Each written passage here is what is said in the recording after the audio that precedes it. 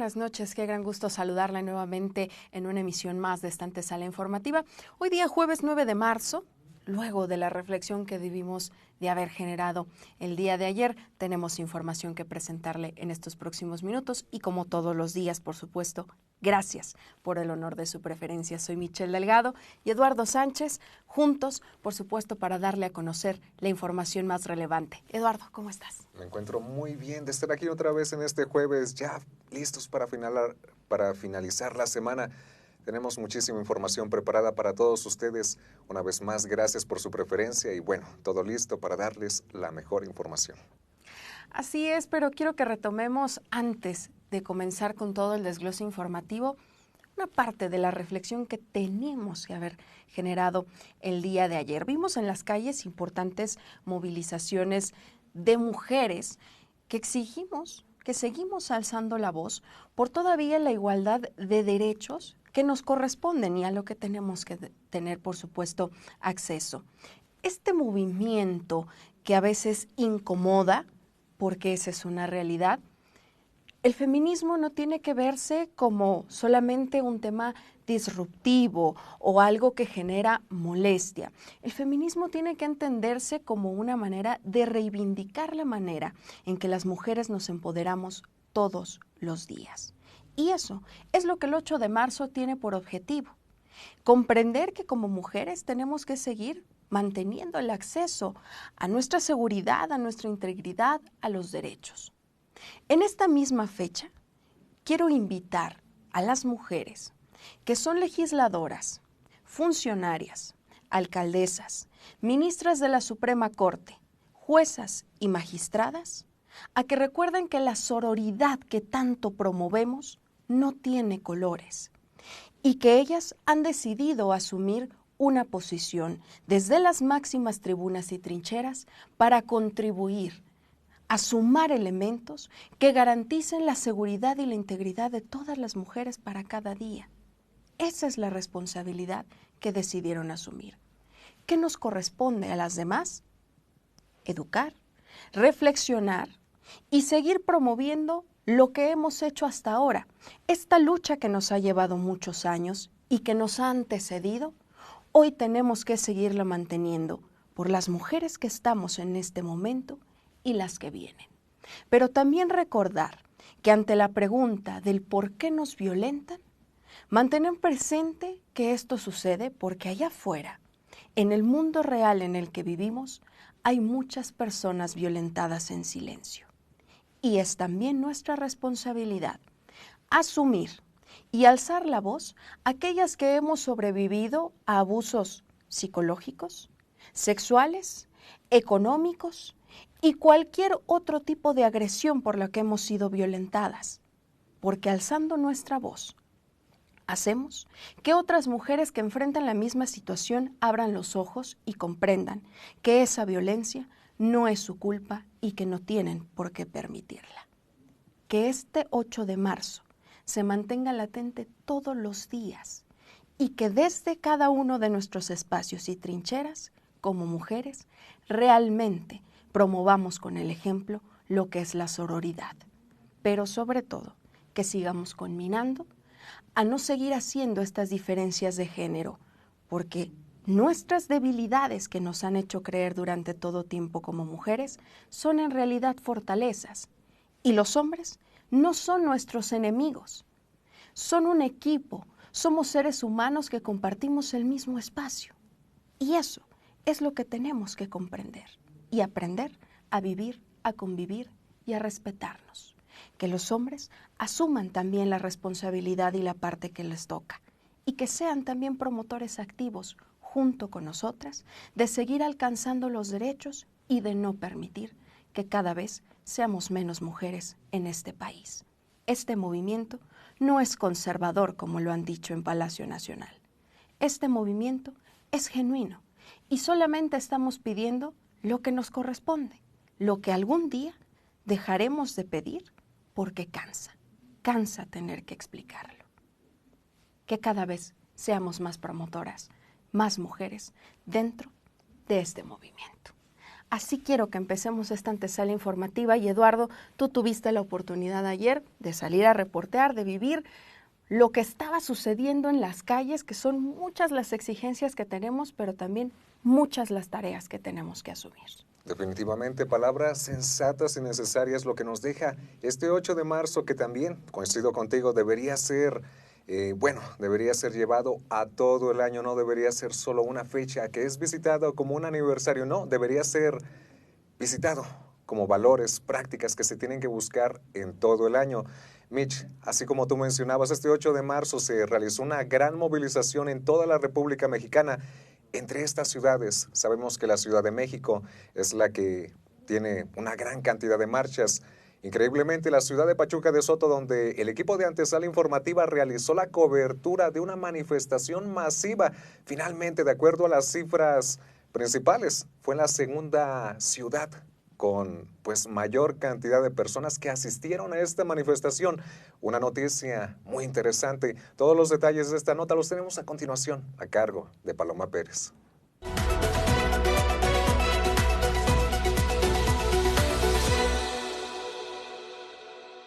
Mientras en la Ciudad de México se calcula que más de 90,000 mujeres se reunieron en el Zócalo para exigir un cese a la violencia existente, en Pachuca las expectativas quedaron rebasadas. Se calculan más de 20,000 en la movilización.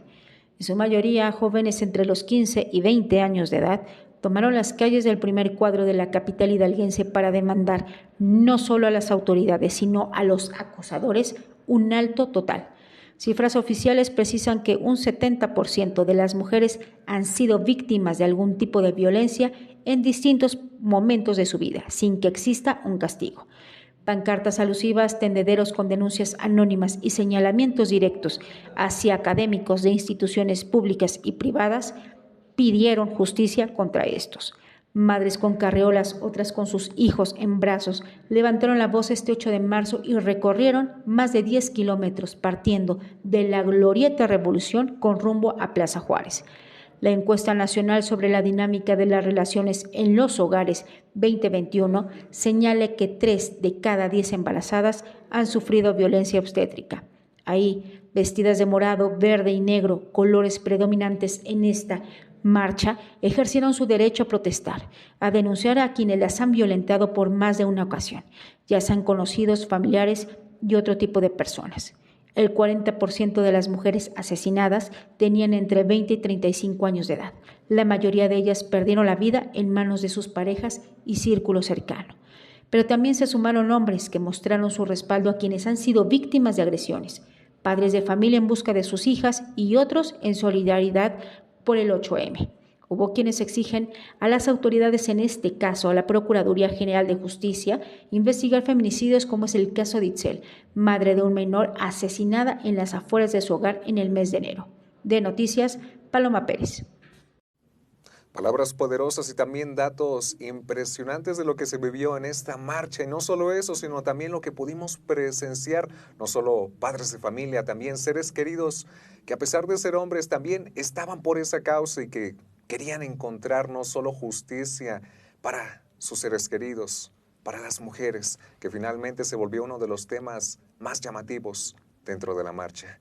Pero ahora continuamos con mucha más información en el panorama nacional. Como ustedes saben, durante la semana ocurrió un hecho que capturó la atención de toda la República Mexicana, pero también en el panorama internacional, atrayendo la atención de los Estados Unidos. Y es que 4 ciudadanos estadounidenses fueron secuestrados finalmente en Tamaulipas. Y después de bastantes actualizaciones, finalmente 2 de ellos resultaron muertos. Y los otros 2 restantes fueron regresados a territorio estadounidense. Ante toda esta noticia hemos tenido muchísimas actualizaciones y también información extraoficial, desde que posiblemente el motivo de estos visitantes al territorio mexicano era para una posible cirugía estética, otros que mencionaban que posiblemente eran agentes infiltrados que intentaban adentrarse en el norte del país, hasta por supuesto la última noticia que todavía no tenemos confirmada de que estos ciudadanos estadounidenses probablemente tendrían cargos criminales. Bueno, después de toda esta información les traemos esta última actualización, y es que el Cártel del Golfo finalmente ante todo este acto ha presentado una disculpa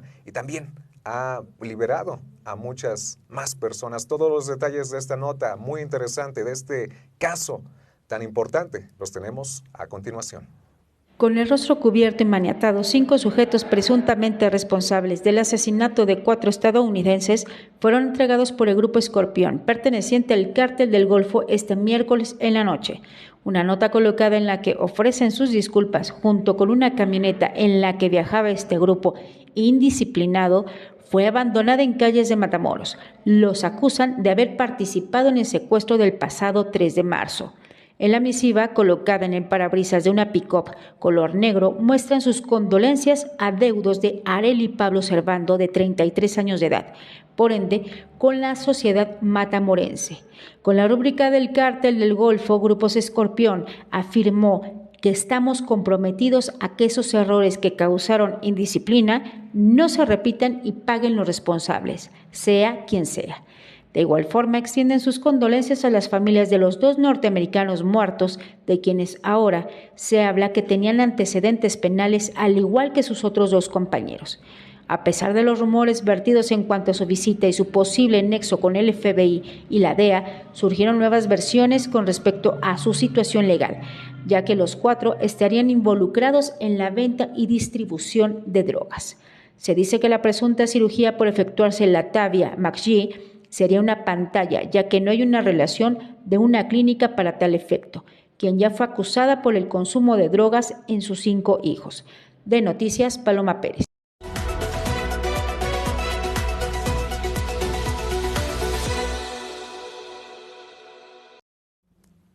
Es momento de hablar de la política desde esta antesala informativa, y es que este día se dio el primer revés al plan B de reforma electoral promovido por el presidente Andrés Manuel López Obrador, que establecía el cese de sus funciones del secretario ejecutivo del Instituto Nacional Electoral, de Edmundo Jacobo Molina. Hoy un tribunal resolvió un amparo que por el momento impide esta medida, que ya forma parte de lo aprobado tanto en el Senado como en la Cámara de Diputados dentro de las modificaciones y medidas de este tan mencionado Plan B. Pero, ¿qué sucede ahora luego de este amparo que se le ha concedido a Edmundo Jacobo Molina? ¿Cuáles son las posibilidades de que pueda ser restituido en su cargo? Le tenemos aquí los detalles. Tras concederle la suspensión provisional contra el afamado Plan B, Edmundo Jacobo Molina retoma su encargo como secretario ejecutivo del Instituto Nacional Electoral. De acuerdo con la información que ha surgido en las últimas horas, el 9º Tribunal Colegiado en Materia Administrativa ha ordenado la restitución de Jacobo Molina. La magistrada Carolina Alcalá aclaró que había sido designado para el periodo de febrero 2020 a febrero de 2026. Sin embargo, fue separado con la entrada en vigor del Plan B el 2 de marzo de este año. El Tribunal Federal refirió que el Plan B del presidente Andrés Manuel López Obrador no justifica el cese del todavía secretario general. En este sentido, Emilio Álvarez y Casa Longoria, senador del Grupo Parlamentario Plural, se congratuló por esta determinación y señaló que esto significa un gran logro contra el fraude constitucional del Plan B. Edmundo Jacobo funge como secretario ejecutivo del INE México desde 2008, es decir, sumaría ya 15 años consecutivos en este organismo electoral. Sin embargo, esta suspensión es provisional, por lo que se especula que su permanencia al frente de la Secretaría General del INE pudiera ser por unos días.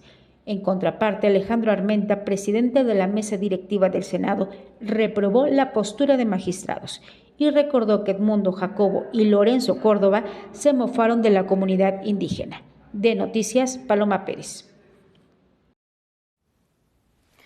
Bien, pues veremos qué se resuelve sobre esta restitución de Edmundo Jacobo Molina. Pero también el día de mañana se dará a conocer ya la lista definitiva de los consejeros electorales que tendrán que entrar en funciones a partir de este mismo mes de abril. Dentro de la lista de aspirantes que ya presentaron el examen de evaluación por parte del Comité Técnico, destacan muchos nombres, pero sobre todo perfiles que están muy relacionados y vinculados a liderazgos de Movimiento de Regeneración Nacional, el partido del presidente. Y esto ha sido muy señalado por integrantes del llamado y conformado bloque de la oposición.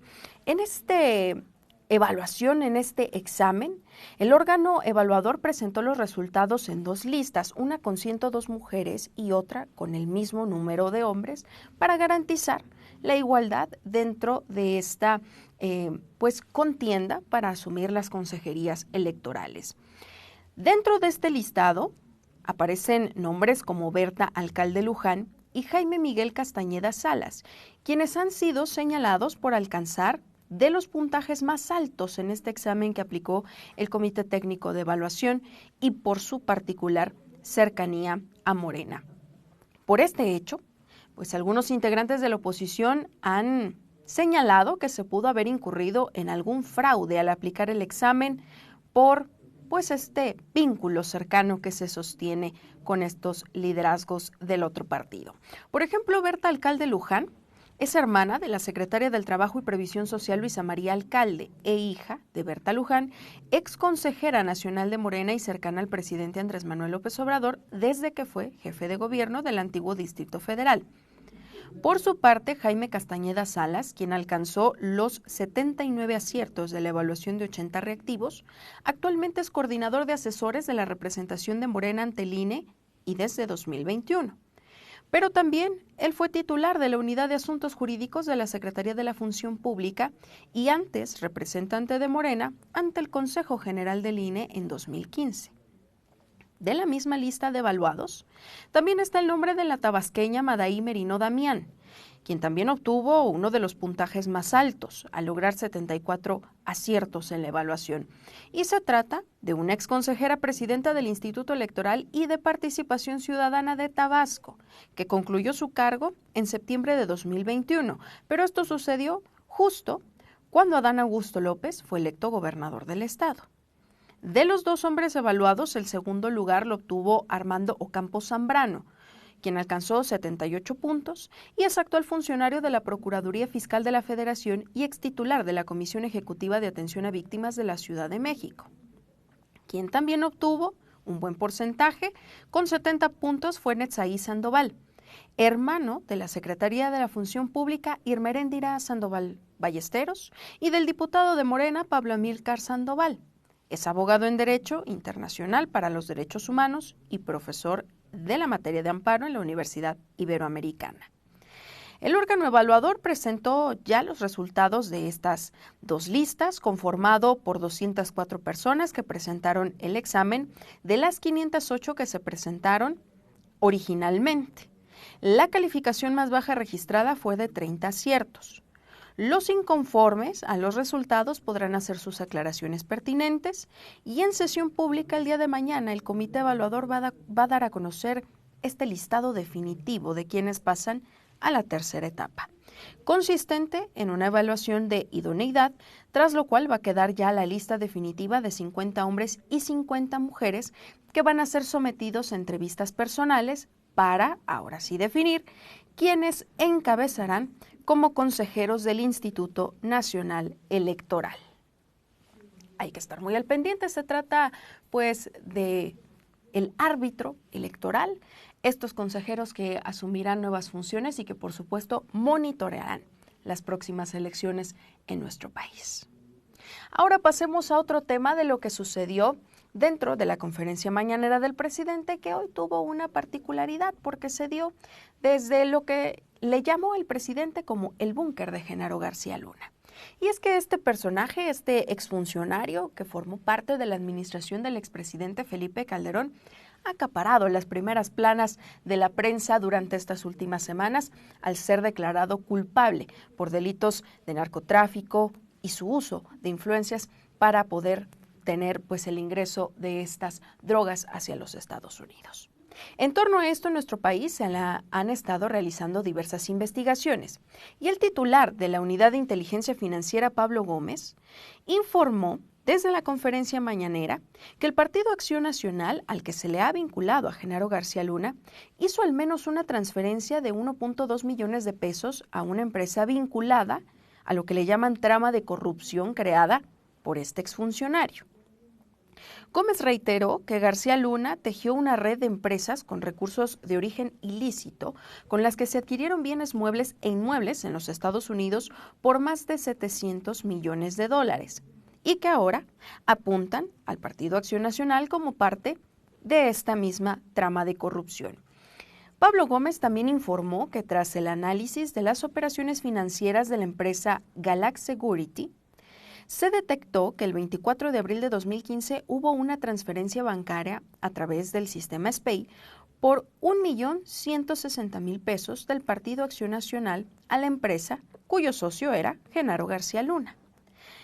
Pablo Gómez sostuvo que lo anterior confirma esta conexión entre el exfuncionario con el partido blanquiazul, contrario a los dichos que los propios dirigentes del partido pues han sostenido y que se han deslindado de Genaro García Luna tras ser declarado culpable allá en una corte de Nueva York. Este conecte comercial revela que entre el PAN y al menos Galax Security pues había una relación no ajena al partido. Eso es lo que apunta Pablo Gómez. Y destacó que aquí pues solamente quedan establecidos vínculos comerciales. También se detalló en esta misma intervención que en el periodo de 2006 a 2012, dos entidades del gobierno federal suscribieron 10 contratos con empresas involucradas en este entramado de García Luna, por un monto pues bastante elevado. La Policía Federal celebró 2 contratos, uno con la empresa Nice Systems por 69 millones de dólares y el segundo con Nubab Inc. por 14.5 millones de dólares. El titular de la UIF reconoció que serán la Fiscalía General de la República y los fiscales en Florida de los Estados Unidos quienes determinen si hubo algún acto irregular en esa relación financiera. Pero insistió que desde la Unidad de Inteligencia Financiera no se sanciona directamente a las personas involucradas en esta trama de García Luna, sino que se brinda información a las fiscalías para que ellas ejerzan esta acción penal. También declaró que recientemente, al ser declarado culpable por este mal manejo de recursos Genaro García Luna, también recientemente, por delitos similares, se le ha declarado culpable a Rico Rico, personaje ligado a Juan Collado, y que se espera una sentencia y una posible reparación del daño. Ese, por supuesto, es el llamado que se hace desde el Gobierno de México. Información que hasta este momento, pues el Partido Acción Nacional no ha emitido alguna declaración. Vamos a mantenernos pendientes porque seguramente que dentro de esta red de corrupción que se está investigando en torno a Genaro García Luna, seguramente saldrá muchísima información. Pero de la corrupción que hemos vivido en nuestro país, ahora vamos a hablar de los temas internacionales. En este mismo espacio, meses anteriores le compartimos lo que sucedía en Argentina, donde la expresidenta y actual vicepresidenta de esta nación, Cristina Fernández de Kirchner, fue declarada culpable por haber concedido contratos con cantidades millonarias y que se han señalado de irregulares. Un tribunal de este país calculó un daño patrimonial en más de 407 millones de dólares, es decir, 84.000 millones de pesos. Por lo que a la vicepresidenta de Argentina, Cristina Fernández de Kirchner, el pasado 6 de diciembre, fue declarada culpable y se le condenó a 6 años de prisión e inhabilitación para ocupar cargos públicos por irregularidades en la concesión de obras viales durante su administración. El tribunal que emitió la determinación, el Tribunal Oral Federal 2, calificó lo hecho por Cristina Fernández como un grave hecho de corrupción sin precedentes en el país y una de las mayores afectaciones al patrimonio estatal jurídicamente probadas en la historia de Argentina.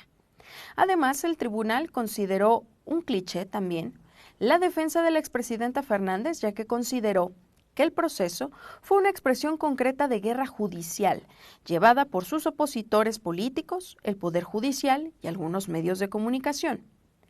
A Cristina Fernández se le acusó de corrupción estatal que atenta contra la sociedad y el orden moral. Así lo refirió el tribunal en un documento de más de 1.600 folios a 3 meses del veredicto. Con esta publicación ahora se abre el plazo para apelar la sentencia de primera instancia.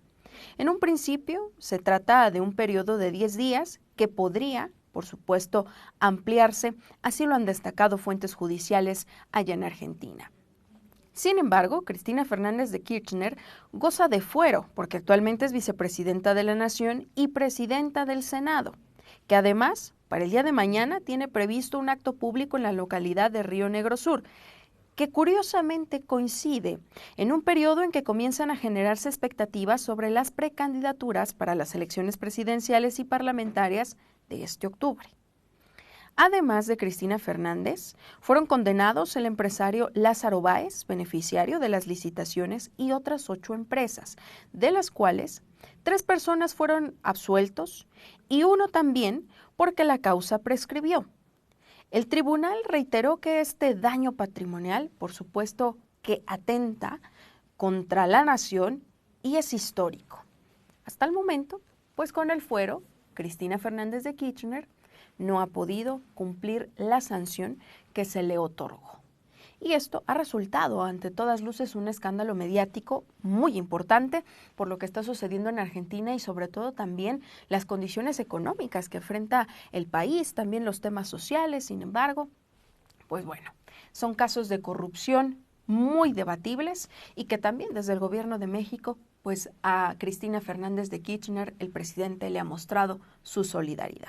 En cuanto a estos temas internacionales, también vamos a ver qué es lo que sucede y que al final se concluye si Cristina Fernández cumplirá, le tocará cumplir esta sentencia, esta medida, o seguirá gozando del fuero del que hoy es beneficiaria.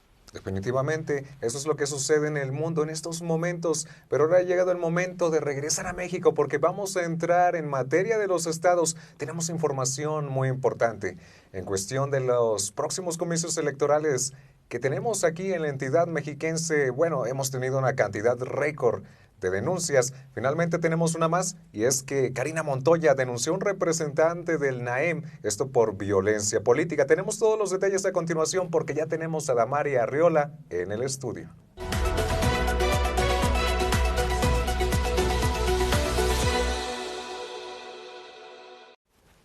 ¿Qué tal, amigos de Noticias? Muy buenas noches. Gracias, Eduardo, Michelle. Un placer, como siempre lo digo, compartir este espacio en la antesala informativa. Y así es, seguimos muy pendientes con la información de elección por los procesos electorales y esta vez hay denuncias, pero no por parte de los aspirantes, sino por consejeros electorales, autoridades electorales y de los representantes de los partidos políticos. En esta ocasión, Karina Montoya, quien es consejera electoral del Instituto Nacional del Estado de México, denunció al representante de Nueva Alianza, Efrén Ortiz Álvarez, por presuntos casos de violencia política en razón de género.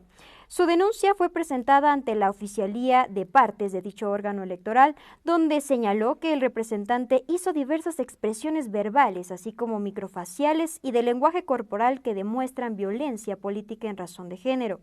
Fue en la segunda sesión extraordinaria del Consejo General que se llevó a cabo el pasado 23 de enero de este año, cuando Efrén Ortiz solicitó al IEM verificar el dinero que pudo haber sido sustraído en anteriores gobiernos municipales, los cuales pues no fueran utilizados para fines electorales. De igual manera expresó que esos temas eran de mayor importancia en vez de la compra de vehículos, un asunto que fue expuesto por la consejera Karina Montoya en varios medios, que incluso también en este espacio ya habíamos comentado acerca de este tema. Ante esto, dijo las siguientes declaraciones Efrén Ortiz.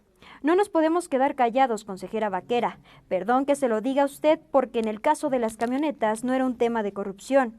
Fue usted incluso a dar hasta Carmen Aristegui para debilitar a esta autoridad electoral, pero no denuncia que en Atlacomulco se compraron 2 nanosatélites y que en Naucalpan se desviaron 4.300 millones de pesos. Eso sí que es sumamente grave. Lo demás es politiquería. Esto fue lo que expresó el representante de Nueva Alianza. Ante tales declaraciones, la consejera del IEM advirtió que se deben eliminar los estereotipos en donde un hombre busca señalar a una mujer lo que es o no es importante. Ante esto dio lo siguiente: en este procedimiento especial sancionador lo que nosotros estamos expresando es, primero tenemos que eliminar este tipo de estereotipos, donde se dice y se pone al seno del debate lo que un hombre en un sistema patriarcal considera que es importante y no lo que se establece o lo que puede decir una mujer. Esto es algo fundamental. La otra es que recordemos que en este sistema en el que nos encontramos, este sistema patriarcal lo que ha hecho es eliminar la posibilidad de que las mujeres podamos desarrollarnos.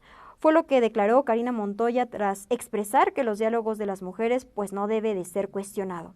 A través de su denuncia solicitó que se haga una prueba pericial con el fin de determinar con el lenguaje corporal y las microexpresiones faciales la violencia. De igual manera señaló que el representante electoral que sus expresiones constituyen discriminaciones, como señalar cómo debe de comportarse las mujeres en la política, así como injuriar, denigrar, descalificar y menoscabar directamente la imagen pública de Karen Montoya y de forma indirecta la de las mujeres en general, por lo que llamó a las compañeras que trabajen en el Instituto Electoral a que presenten su denuncia en caso de haber sido violentadas o agredidas. Es así la información que se tiene en temas de elección. Ahí se deja la pregunta si es que sí debe denunciar por violencia política en razón de género o incluso existe la posibilidad de que haya mujeres que también hagan mal uso de este marco del Día Internacional de la Mujer, en donde, pues si bien lo sabemos, anteriormente Efrén Ortiz solamente estaba diciendo una realidad, porque sí es así una realidad que Karina Montoya estuvo presentando ante varios medios de comunicación. Y bueno, ahora adentrándonos en temas de estados, en este marco del Día Internacional de la Mujer que vivimos, alumnas de la Preparatoria 1 de Chapalula, allá en el estado de Chiapas, denunciaron agresiones y tras haberlo protestado, ahora son amenazadas por perder su carta de buena conducta, así como también ser expulsadas del plantel. Aquellas mujeres alzaron la voz al denunciar a través de un tendedero a sus agresores, entre los que se encontraban maestros e incluso alumnos que violentan, acosan y agreden a las mismas. Fue el pasado 7 de marzo cuando alumnos y alumnas de la institución colocaron un mural de la vergüenza por el Día de la Mujer a las afueras de la preparatoria, donde denunciaron de manera anónima con el propósito de evidenciar la violencia que viven por parte de docentes del plantel. De acuerdo con los alumnos, el mural fue colocado en un principio al interior de la escuela.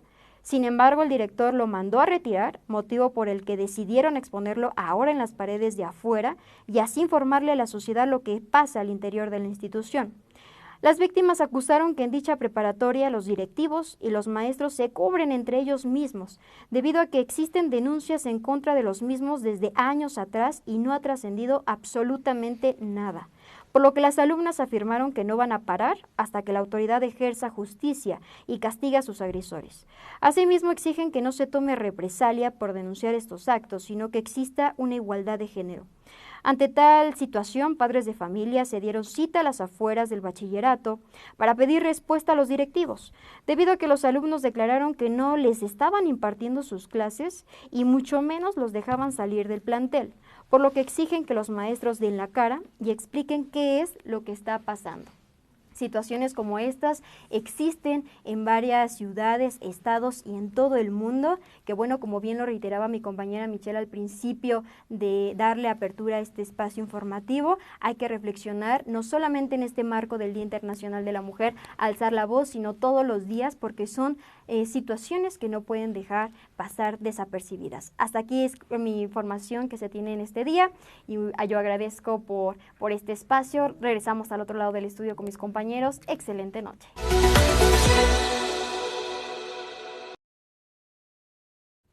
Muchas gracias a mi compañera Damaria Arriola, que trae siempre lo último de lo que sucede en la entidad mexiquense. Ahora continuamos con más información de los estados, pero vamos a movilizarnos a lo último que ha ocurrido en el estado de Durango. Tenemos una actualización muy importante. Sabemos que el pasado mes de diciembre ocurrió un brote de meningitis, que finalmente 80 personas presentaron la sintomatología. Lamentablemente, 30 perdieron la vida. Hoy tenemos actualizaciones y es que la Fiscalía General de Durango arrestó a 4 personas, esto debido a su implicación en finalmente irregularidades que pudieron llevar a este brote de meningitis. Entre estas personas eran integrantes del hospital privado El Parque, que fue determinado por las autoridades que tuvo una gran importancia para que este brote finalmente se saliera de control. Entre las personas detenidas tenemos a José Miguel Montes Herrera, que es el dueño del hospital privado. También a Ilse Janet Barumen, que es no solo la esposa, pero también socia dentro del hospital. Y también a David Erasmo Montes Herrera, que no solo era el hermano del dueño, pero también tenía un papel importante no solo en el funcionamiento de este hospital privado, El Parque. Así que también tenemos que mencionar cómo este brote finalmente fue el resultado de muchas irregularidades. Y es que con esto ya van 8 personas detenidas, que tenemos que recordar que todavía existen 2 faltantes que todavía están siendo buscadas por la justicia de Durango, que tuvieron también implicaciones no solo en el hospital privado El Parque, pero también en otros hospitales similares donde no se siguieron los lineamientos exactos para detener este brote de meningitis. Y también tenemos que mencionar que después de toda esta confusión, uno de los 8 detenidos desde el pasado mes de diciembre fue Guadalupe N., que fue encargada regional de Copricet, y que ella tuvo un papel importante al no alertar a las autoridades de las irregularidades de calidad que fueron detectadas en estos hospitales. Tenemos que recordar que la meningitis es una infección viral donde finalmente se puede contraer de forma respiratoria, pero que finalmente llega al tejido del cerebro y causa inflamación que puede llegar y llega constantemente a la muerte. Esa es la información que tenemos en esta actualización de un caso bastante lamentable que ha azotado a la comunidad de Durango. Afortunadamente tenemos más avances de lo que han logrado las autoridades finalmente para dar con las personas que presuntamente tuvieron que ver en este brote. Ahora continuamos con mucha más información. Ha llegado el momento de hablar de los deportes y vamos a abrir con una nota bastante triste. Y es que después de 3 meses de su desaparición, fue encontrado en Mexicali, Baja California, finalmente un exboxeador que toda la comunidad boxística lo vamos a extrañar. Estamos hablando de Jonathan Yonick Delgado, de 33 años, que después de que en diciembre salió de su casa, sus familiares anunciaron de que después de ese momento ya no lo vieron, y desde entonces sus seres queridos, sus amigos, sus familiares emprendieron esa búsqueda para dar con este ex peleador. Y finalmente, después de 3 meses de buscarlo, finalmente tuvimos la actualización de que las autoridades de Mexicali anunciaron a la familia la identificación de su cuerpo. Y es que después de su salida el 13 de diciembre de su domicilio, el 15 de diciembre fue encontrado un cuerpo detrás de una productora de cemento en las afueras de Mexicali. Finalmente, al no tener los argumentos suficientes para determinar la identidad, que se trataba finalmente de este exboxeador Jonathan Yonick Delgado, de 33 años, se le aplicó una prueba de ADN que finalmente en esta semana tuvieron resultados fidedignos y finalmente pudieron contactarse con la familia del exboxeador para dar un dictamen oficial de su identidad. También todavía no se ha comentado ni se ha compartido de manera oficial cuál fue la causa de muerte, pero se especula que tal vez pudo haber sido una causa de una agresión, pero todavía no tenemos esa actualización aquí desde Antesala Informativa. Tenemos que hacer esa aclaración, pero vamos a hablar un poco de la vida de Jonathan Delgado, este boxeador que tuvo 16 encuentros en el cuadrilátero, tuvo 8 victorias y que tras 2021 una dolorosa derrota donde lamentablemente perdió por nocaut, se retiró de los cuadriláteros. Esa es la información y actualización que tenemos en el mundo del boxeo y del deporte. Una noticia triste con la cual empezamos esta sección. Pero bueno, ha llegado el momento de continuar con mucha más información y es que tenemos más noticias que nos van a traer un poco tristes. Es que ya tenemos a Claudio Garnica al otro lado del estudio que nos va a hablar un poco no solo del fracaso del Paris Saint-Germain en este último intento en la competición de la Champions League, pero también el fallecimiento de una figura importante en el fútbol internacional. Te presentamos a continuación toda la información con Claudio Garnica.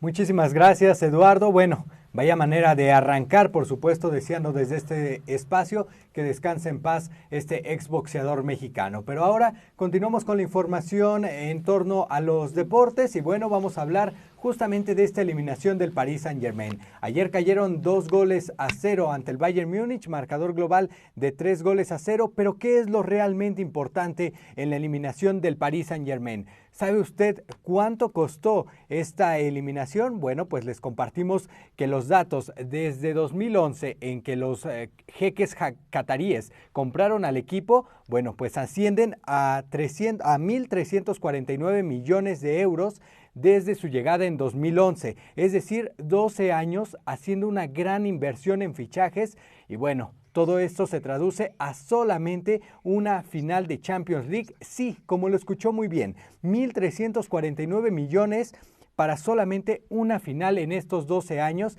además, por supuesto, de una semifinal. Ambas pues terminaron cayendo y el conjunto parisino continúa sin lograr su cometido, que es alzar la orejona a este máximo torneo a nivel de clubes allá en Europa. Por supuesto, además de esta final y de esta semifinal, los resultados han sido muy poco convincentes en comparación a los grandes fichajes y las estrellas que han llegado al conjunto de París. Y es que en los demás torneos, en las demás Champions League, suman 4 eliminaciones en cuartos de final y 5 en octavos de final, como la pasada que sufrieron ante el Bayern Múnich. Una lamentable noticia, por supuesto, para todos los aficionados del Paris Saint-Germain y bueno, por supuesto, déjenos en los comentarios qué opinan de este club y por supuesto de estas grandes inversiones que se están haciendo en el fútbol, pero que al final de cuentas no terminan comprando los títulos tan ansiados que buscan. Ahora pasando a más información, como ya nos lo adelantaba Eduardo Sánchez, bueno, pues les compartimos que lamentablemente este día pues el fútbol mundial y sobre todo el fútbol argentino está de luto luego de que se anunciara la muerte de Luis Antonio El Hacha Ludueña, papá de la Chita Ludueña, de Daniel Emanuel Ludueña, que fuera jugador de aquí de varios equipos de México como Tecos, Santos, Pachuca y Pumas.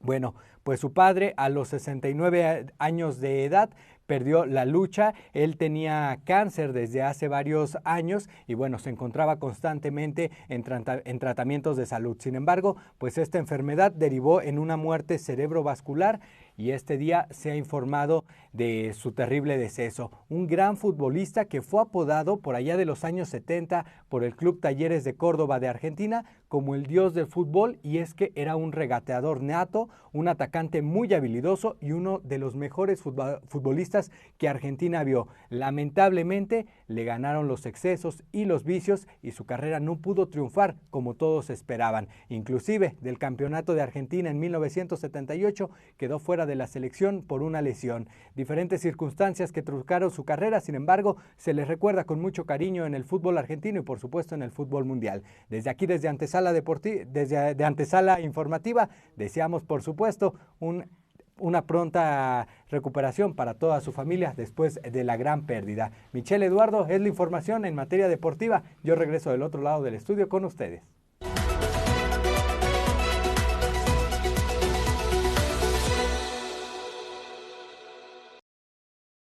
Continuamos con el mundo de las noticias. Es que ya exploramos algunas notas interesantes, pero definitivamente bastante tristes del mundo deportivo.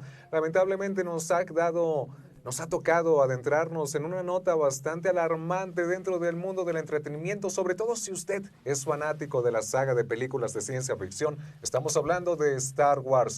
Y es que Lucasfilms, la casa productora encargada de estas películas y la cual dirige George Lucas, finalmente en una entrevista de Variety con todos los ejecutivos, finalmente anunciaron que 2 de sus próximos proyectos han sido cancelados luego de que los ejecutivos llegaran a la decisión conjunta de que tenían que planificar mejor el futuro de Star Wars.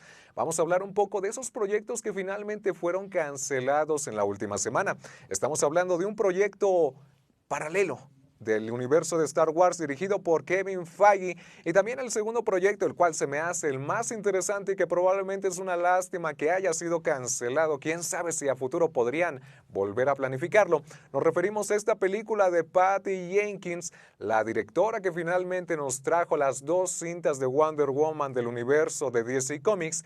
Y es que esta directora estadounidense tenía planificada una película llamada, al menos primordialmente, Rogue Squadron, que iba a tratar sobre los pilotos espaciales en el universo de Star Wars, pero que ahora ha sido puesto en el congelador y que finalmente tal vez podría tener el carpetazo final y podría nunca ver la luz del día. Es así que Patty Jenkins tiene una mala racha, y es que recordemos cómo a principios del año, tras la llegada de James Gunn a la dirección de DC Comics y las películas de esta compañía, cancelaron Wonder Woman 3, y es que argumentaron que no tenía cabida en el universo de DC a futuro. Y pues ante este golpe anímico, ahora Patty Jenkins va a tener que enfrentar que su proyecto, que ya estaba planificando para el futuro de Star Wars, también ha tenido una cancelación.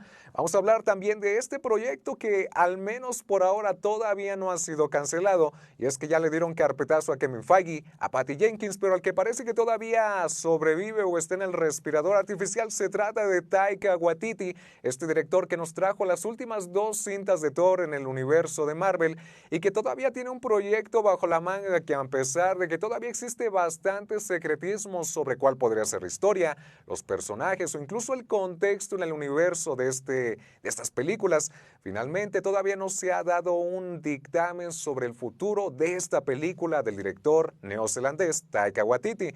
Es que tenemos que mencionar la importancia que ha tenido planificar el futuro de las cintas de Star Wars. Y es que después de la trilogía de Rian Johnson en la década pasada, en 2009 llegó la última cinta, El ascenso de Skywalker, a pesar de que recaudó más de $1 billón y tuvo algunas críticas mixtas. La audiencia, los fanáticos de esta saga criticaron a los creadores y al director por no haber planificado desde un principio toda la historia, el desenlace, los personajes y finalmente tal vez por no haber hecho con amor estas películas. Es así que tenemos la interrogante, a pesar de que estas cintas que tenían inmediatamente han sido canceladas, ¿será la decisión correcta? Solo el futuro lo dirá. Pero si ustedes son fanáticos de Star Wars, que no son pocos los que existen aquí, no solo en todo el mundo, pero también en nuestro México, ¿cuál es su opinión de estas noticias? ¿Están de acuerdo que sean canceladas estas películas con tal de que tengan más calidad a futuro y que existe una planificación concreta de lo que hará Lucasfilm a continuación? Por favor, háganos saber en los comentarios. Definitivamente una noticia bastante interesante, un golpe para los fanáticos de esta saga, Mitch. Vaya que sí, por supuesto, y esperamos los comentarios y las reacciones a través de nuestro chat en vivo para con gusto leerles y que podamos también pues sumar al debate de esta nota que también ha sido polémica, por supuesto. Pero vamos a cambiar el rumbo de la información del entretenimiento para hablar de temas que tienen que ver con las denuncias ciudadanas. Su casa de noticias es un espacio precisamente para eso, para que quienes pues han sido víctimas de algún tipo de abuso puedan venir a exponer su caso y sus situaciones. Y es que ya no tenemos por qué venir a preguntar cuál es el objetivo de difundir la información o por qué hacerlo público. Son cosas que tienen que decirse y aunque la verdad incomode, para eso son estos espacios, para hacer las denuncias públicas. Desde Antesala Informativa le damos la bienvenida a Rosita Mota. Ella nos había acompañado en la reapertura de nuestro espacio informativo para hacernos el anuncio de que va a participar en el certamen Wheelchair Nacional como representante del estado de Hidalgo, y una vez que fue su coronación, pues ella ha estado realizando un proceso de preparación, pero también de tener pues el apoyo, el respaldo, por supuesto, que se requiere para la participación de este tipo de eventos y de plataformas. Las personas con discapacidad nos han demostrado que no hay ninguna limitante en la vida y que ellos pueden desarrollar sus actividades con la cotidianidad que nosotros lo hacemos. Pero cuando se enfrenta también a la negativa, principalmente de aquellos funcionarios que son servidores públicos, esto es lo que hay que decir.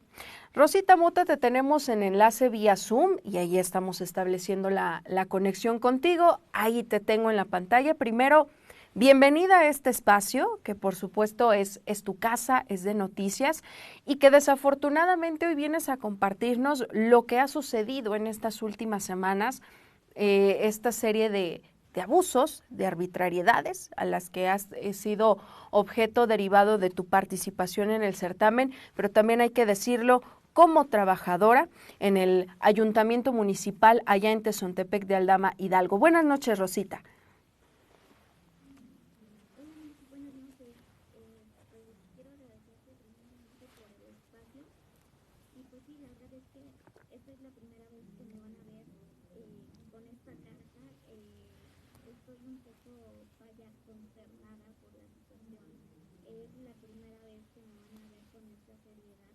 Porque la situación lo amerita.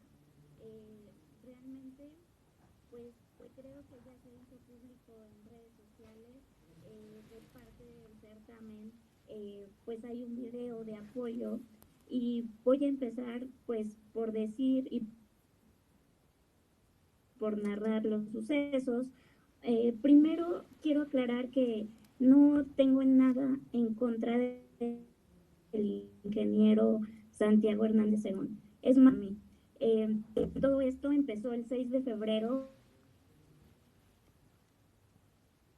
a partir de un video que yo realicé con un influencer de mi municipio.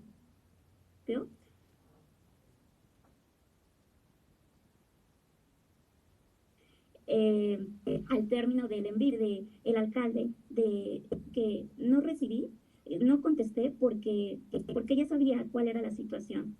Cabe aclarar que este youtuber pues es adversario político del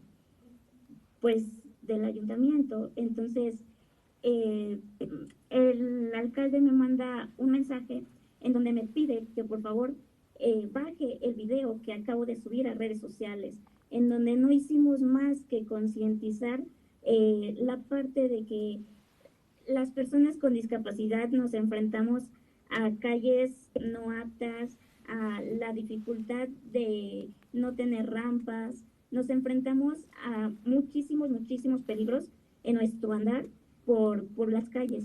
Era la finalidad del video. En ningún momento en el video decimos que es una problemática del municipio. En ningún video, en ningún momento del video evidenciamos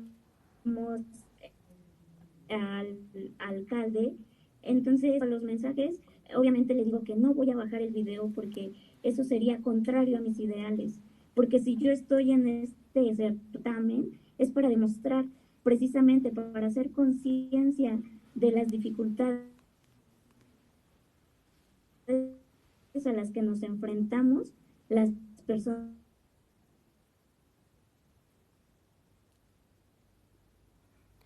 con discapacidad. El alcalde, y fue ahí donde se desarrolló todo. Me pide que le entregue mi teléfono celular. ¿Por qué motivo? No lo sé. No sé por qué, por qué me quité el celular. ¿Sí me estás escuchándome? Tenemos algunos problemas de interferencia para escucharte, pero voy a recapitular un poco lo que has comentado para que podamos seguir y, por supuesto, quienes nos ven tengan el contexto.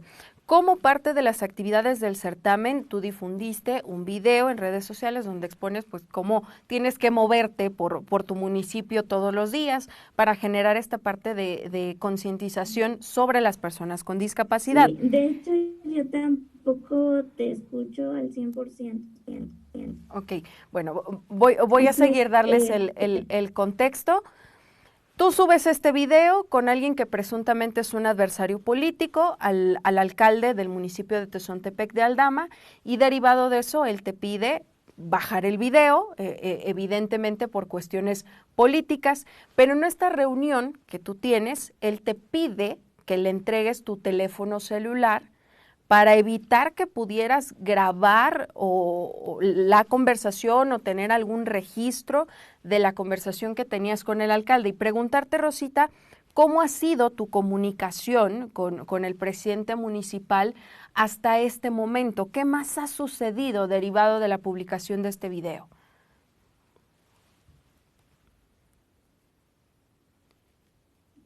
Sí, la tenemos, ¿me escuchas?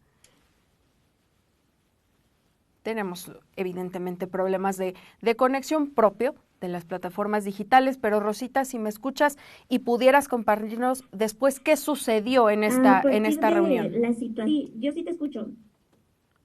Te escuchamos, Rosita. Ok, pues la verdad es que después de la reunión, obviamente en el transcurso de la reunión, él me citó en repetidas ocasiones a que yo le presentara mi renuncia voluntaria, cosa que no iba a hacer porque si yo estaba en el trabajo era por necesidad. Eh,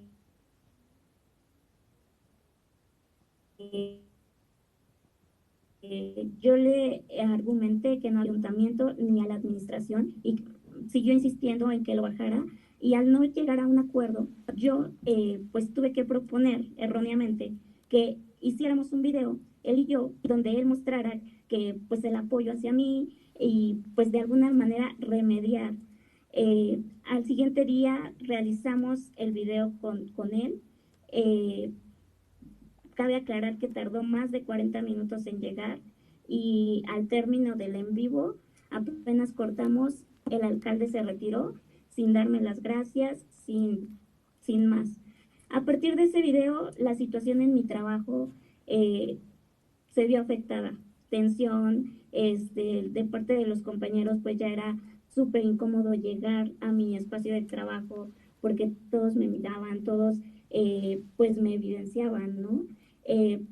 Después de ahí yo seguí con mis actividades del certamen, seguí buscando apoyo y tocando puertas y tuve la oportunidad de visitar el Congreso de la Unión y fue ahí donde tuve una reunión con un diputado federal. En esa reunión estuvieron varias personalidades y bueno, salió al tema la situación que se había dado con el alcalde, cosa que obviamente indignó a los presentes en la reunión y días después un medio que estuvo presente en esa reunión sacó una nota que evidentemente llegó a los ojos del alcalde. Ese día que el alcalde vio esa nota, yo estaba presente en mi trabajo. Él llegó y pues sin más me empezó a leer la publicación y me dijo, ¿sabes qué, Rosita? No vamos a entrar en controversia, no vamos a discutir, preséntame tu renuncia. Obviamente yo le dije que no le iba a presentar mi renuncia, que si él quería me corriera. Me dijo que lo iba a checar con el oficial mayor, respuesta que nunca tuve. Yo seguía yendo al trabajo, pero cada vez era peor la situación. De verdad que ya no me sentía segura, ya no me sentía cómoda, los actos de discriminación seguían. Así fue que el 4 de marzo yo decido ya no pertenecer más a la administración y pues obviamente respaldada por el certamen, mi directora sube el video donde explica la situación. Cabe resaltar que mi directora supo desde un inicio lo que estaba sucediendo, ella supo de la primera reunión, supo de cuando el presidente me solicitó a partir de que vio la nota del diputado que le entregara yo mi renuncia y pues sinceramente por seguridad también con mi familia pues decidimos que lo mejor era pues dejar la administración. Vaya, solamente ya no me presenté, y pues actualmente esa es la situación. Yo en estos momentos no he tenido contacto, no he tenido comunicación alguna con las autoridades del ayuntamiento y hasta ahorita pues estoy en controversia, obviamente estoy en tensión por no saber pues vaya lo que esto puede generar, lo que esta acción puede generar pues en el alcalde y obviamente me preocupo por mí y por mi familia. Yo aclarar que no tengo problemas con absolutamente nadie antes de esto, y la verdad es que no me podía quedar callada, porque si estoy en este certamen es justamente para luchar por los derechos de las personas con discapacidad. Siempre lo he dicho, no es tanto la corona, no es tanto el reconocimiento, es esta parte de luchar incansablemente porque los derechos de las personas con discapacidad se respeten. Y la verdad es que lo que quiero es que nadie más vuelva a pasar por esta situación, porque me he visto involucrada cientos de veces en actos de discriminación y ya basta de que las personas con discapacidad pues tengamos este tipo de tratos. Rosita, pues a todas luces esta situación es bastante lamentable porque tú, al ser parte de los trabajadores de este ayuntamiento, pues ahora se te ha solicitado, como tú no lo comentabas, tu renuncia y lo peor es que se dice es una renuncia voluntaria cuando no tiene que ser así. Además, en esta situación y en este proceso que tú estés realizando con motivo del certamen, pues has recibido apoyo y que no tendría que haber, por supuesto, pues ninguna tendencia política. Pero ahora preguntarte, Rosita, en primer lugar, este alcalde, el presidente municipal, ya que está manejando el asunto con tintes políticos, ¿de qué partido es el gobierno allá en el municipio de Tezontepec de Aldama? Y referente a la renuncia que te solicitaron, preguntarte si ya la presentaste y de ser así, bueno, si ha habido también la indemnización que corresponde por ley. Te escuchamos. Ok, pues mira, Mitch, pues el partido que gobierna en el municipio es Partido Acción Nacional. Y no, realmente no he presentado mi renuncia formal, solamente lo hice público en redes sociales y no es porque yo quiera, vaya, generar algo, sino porque por seguridad yo no me pienso exponer a regresar al sitio. Si haría, lo haría acompañada obviamente de un asesor jurídico. Y pues sí, también resaltar esta parte de que no, yo no he tenido comunicación con ninguna autoridad del ayuntamiento, no sé cuál sea mi situación en este momento con ellos y tampoco recibí, pues vaya, la liquidación que se supone me corresponde. Entiendo que es una parte de que yo estoy presentando mi renuncia voluntaria, pero aún así creo que es importante. Muy bien, Rosita, es decir que al día de hoy no has retomado tus funciones o no te has presentado a trabajar derivado de esta petición de renuncia que te hicieron, ¿es correcto? Así es, Mitch. Yo, tomé la decisión de ausentarme de mis funciones, de ya no asistir a trabajar, por seguridad, más que nada por seguridad y también por salud mental, porque aclarar que esta situación ya me estaba rebasando, ya era súper incómodo llegar al trabajo, yo llegaba a mi casa súper de malas, con miedo, con inseguridad, y la verdad es que por paz mental decidí ausentarme o dejar de, de lado mi trabajo en el ayuntamiento. Ahora, Rosita, preguntarte, antes de este proceso, de este video que se difundió en redes sociales, ¿cómo era tu relación con el alcalde? ¿Tenías una buena comunicación? ¿Había convivencia? ¿O era muy poco para entender también pues este cambio, ¿no? De actitud y de manera de conducirse por parte del presidente contigo?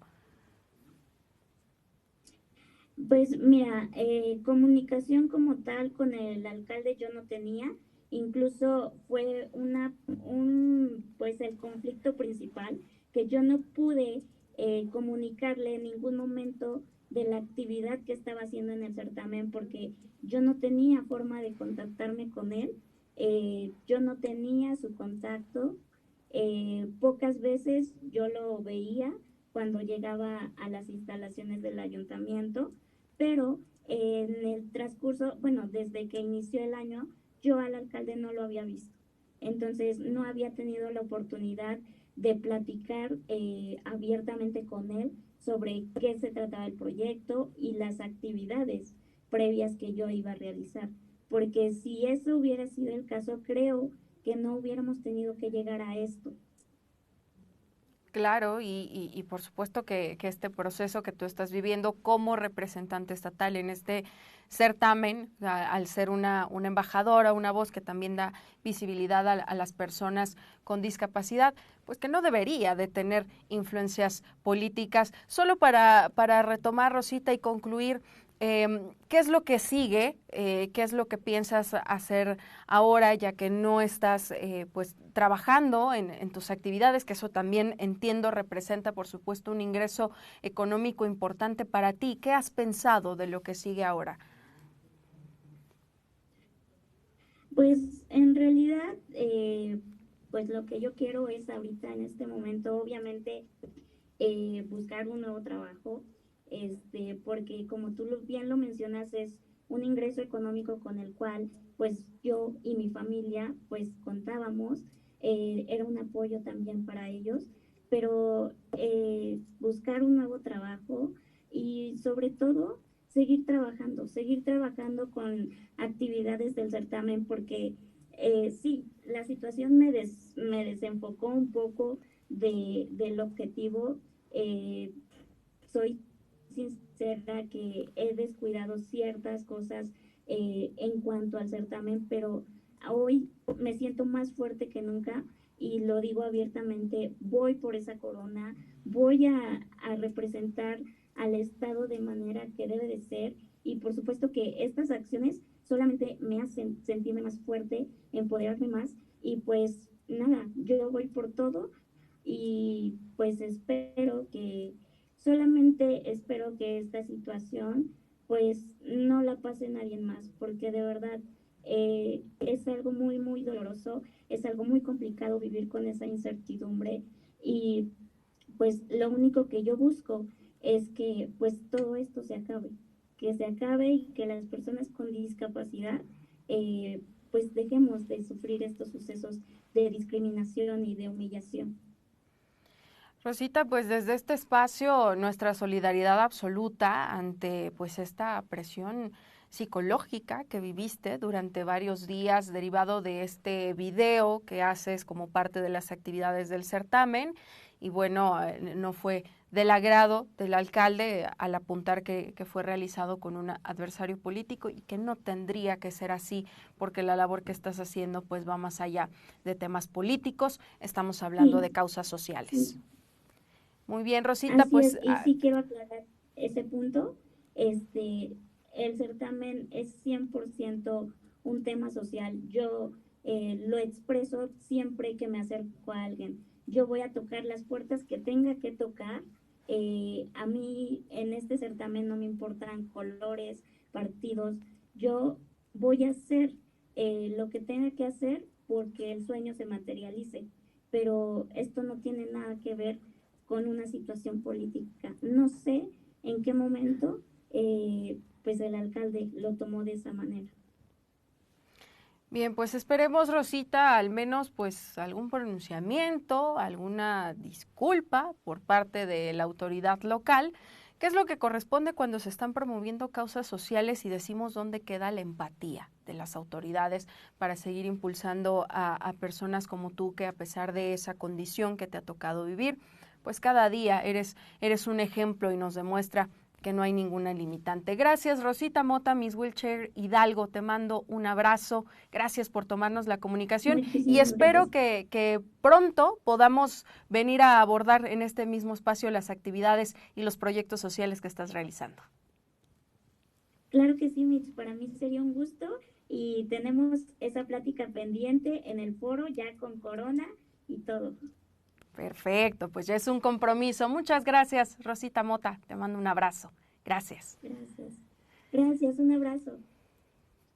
Gracias a Rosita Mota y pues Eduardo, este tipo de cosas que siguen evidenciando pues la influencia política, pero que sobre todo debe de erradicarse estos hechos que solamente promueven las causas sociales y que son para eso, para impulsar a las personas que más aún en el caso de Rosita se convierten en embajadores del estado de Hidalgo para difundir pues toda la riqueza cultural y gastronómica y social que tenemos y que bueno, ahora se enfrenta pues a estos también serie de acciones intimidatorias que no solamente pues afectan a personas como Rosita, sino que también desafortunadamente hay otros casos. Definitivamente una situación complicada, pero no solo eso, sino que injusta la cual está enfrentando Rosita.